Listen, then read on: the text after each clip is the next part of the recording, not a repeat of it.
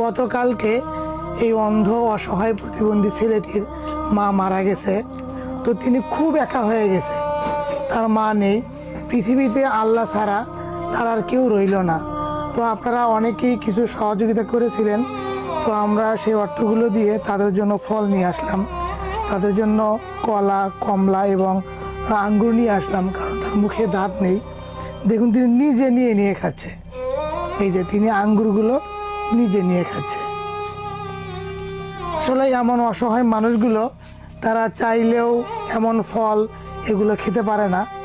দেখুন তিনি আঙ্গুর নিজে নিয়ে খাচ্ছে, অথচ তিনি চোখে দেখে না, কানে শোনে না, চলাফেরা করতে পারে না। আমি কলাগুলো তাকে ছিঁড়ে দিই তাকে খাওয়ার জন্য। কমলা দেখতেছে, এই যে তার পৃথিবীতে আর কেউ